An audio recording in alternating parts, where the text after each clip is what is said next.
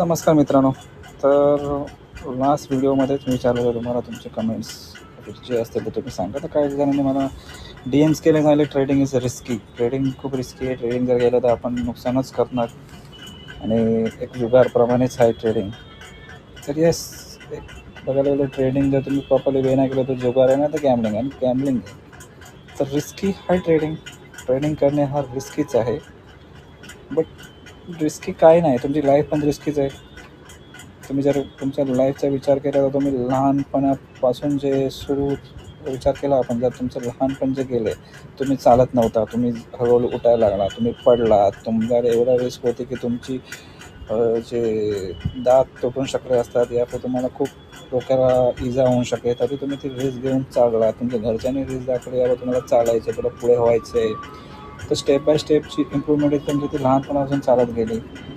ज्या गोष्टी आहे, तुम्ही रस्ता क्रॉस करताना तुम्हाला एक रिस्क आहे, रोड क्रॉस करताना तुम्हाला रिस्क आहे, तुम्हाला बाईक चालवणं रिस्क आहे, गाडी चालवणं रिस्क आहे, तुम्ही एअरप्लेनमध्ये बसला तरी रिस्क आहे, तर कधीही पडू शकता. मी ट्रेनमध्ये जाता तर ट्रेन कधीही पटरीमधून क्रॉस करू शकता, या फिर कितीही रिस्क आहे तिकडे. पण ते सगळीकडे रिस्क आहे, असं ना की रिस्क कुठेच नाही आहे. तर रिस्क सगळीकडे तुम्हाला रिस्क घेता आलं पाहिजे. केवढा रिस्क घ्यायचं तुमच्यावर आहे. तुम्ही जर पैशाचा विचार केला तर पैसे एक रिस्कीच मध्ये तुम्हाला एक टाकावं लागणार. कुठलंही असं नाही की तुम्हाला रिस्क फ्री एन्व्हायरमेंटमध्ये तुम्हाला पैसे गुंतवणं या फिर तुला पैसे टाकावं लागतात. तर तुम्ही जे म्हणता गॅम्बल आहे, तर गॅम्बल हो, गॅम्बल आहे तर तुम्ही प्रॉपरली वेळेने नाही केलं तर ते गॅम्बल आहे, या फिर तुम्ही ते प्रेडिक्शन आपण म्हणू शकतो की तुम्ही प्रेडिक्शन प्रॉपरली नाही केलं. त्याप्रमाणे तुम्ही जर चालता त्या इकडे रस्त्याचं प्रेडिक्शन नाही केलं की या साईडून गाडी आली, या राईट साईडून गाडी आली, लेफ्ट साईडून गाडी आली, तर तुम्हाला कुठेही इजा होणार आहे. तुम्ही रस्ता क्रॉस करताना इजा होणार आहे. कन्स्ट्रक्शन साईडवर तुम्ही जाता तर तुम्ही जर विचारच केला नाही आणि चालले, तुम्हाला इजा होणार. कुठेही बघायला तर रिस्क आहे.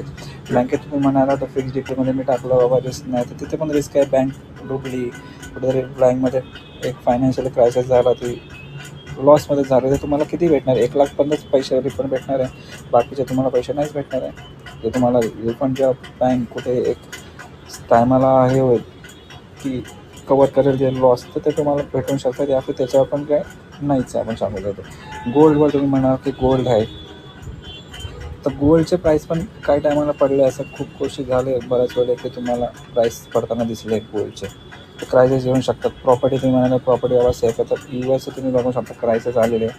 इंडियन बबल जे होतं त्यामुळे एक दिवस असा पण येईल की बाबा प्रॉपर्टी भाव पण पडतील. त्यामध्ये पण रिस्क आहेच.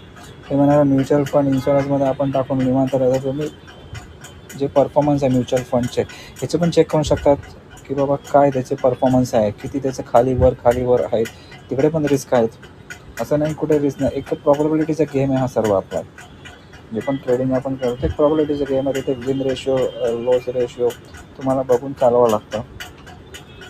जर प्रॉबॅबिलिटी तुमची खूप कमी असेल तर तुम्हाला कुठेतरी लो रिटर्न्स भेटणार, या फिर लो गेन भेटू शकतात. तर आपल्याला ते ॲक्सेप्ट करावं लागेल की बाबा हे रिस्क आहे सगळीकडे.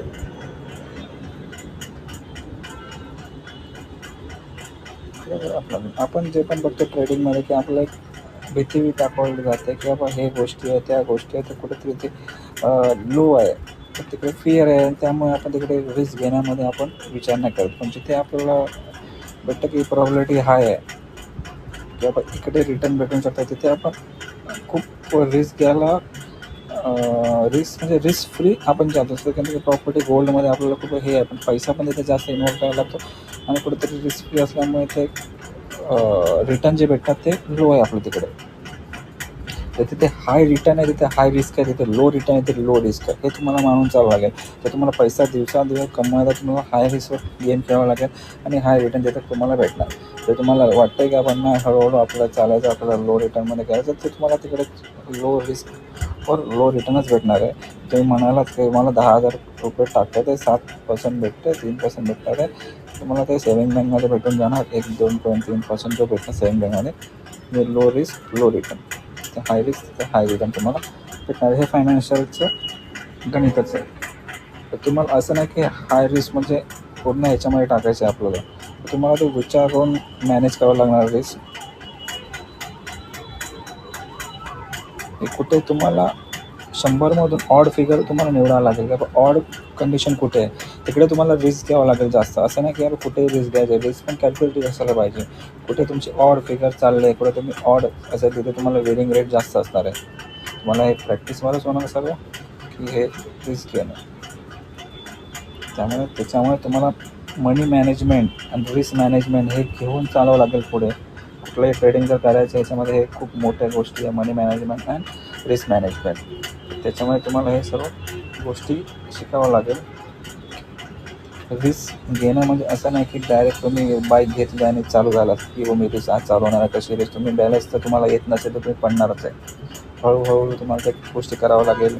तुम्हाला स्पीड जर मेंटेन करता येतो की 40वर मी गाडी जर मी चालवू शकतो, तुम्हाला 40 मेंटेनच करावं लागेल. मग तुम्हाला 70-80 कुठे चालवू शकतात की या रोडवर मी रोजच्या नेहमी येतो आहे जातो आहे, मला माहिती आहे या रोडवर मी 70-80वर चालवू शकतो, तर तुम्ही तिकडे 70-80 चालवू शकता.